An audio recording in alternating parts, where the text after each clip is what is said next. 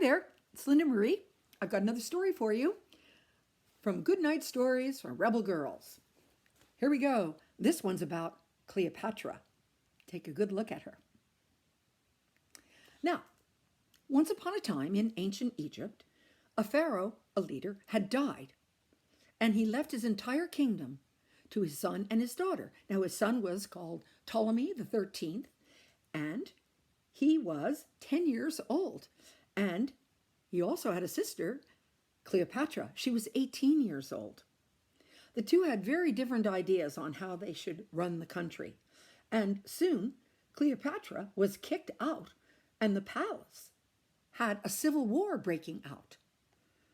Julius Caesar, the emperor of Rome, traveled over to Egypt to see if he could help Cleopatra and Ptolemy start to settle their differences. I mean, after all, they were a brother and a sister, and the kingdom was left to them to rule. So Cleopatra said, if only I could meet Caesar before my brother does. But, of course, and she did think that she could convince Caesar to be on her side, that she would be the better ruler of the two. But she had been banished from the palace, and the guards would have blocked her entrance, so she had to figure out something else to do.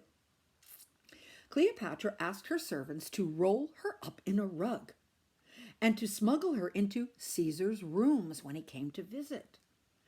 Impressed by her daring, Caesar restored Cleopatra to the throne. They became a couple, and they had a son. Caesar and Cleopatra married and had a son. Now, Cleopatra moved to Rome, but then Caesar was killed. So she went back to Egypt. The new Roman leader, Mark Antony, had heard a lot about this strong Egyptian queen, and he wanted to meet her. This time, she arrived on a golden barge, surrounded by precious jewels and silks. It was love at first sight. Cleopatra and Mark Antony were inseparable. They would not be parted. They had 3 children, and they loved each other to the end of their lives. When Cleopatra died, the empire ended with her. She was the last pharaoh to rule ancient Egypt. She lived from 69 BC to August 12th, 30 BC. And here is a picture of her up close. And there's a little quote here. Oh, by the way, this lovely illustration is by an artist called Kiki Leung. And the quote that is attributed to Cleopatra was, "I will not be triumphed over."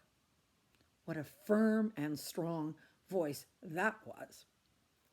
And so, as we conclude, always at the end of Good Night Stories for Rebel Girls, when in doubt, go higher.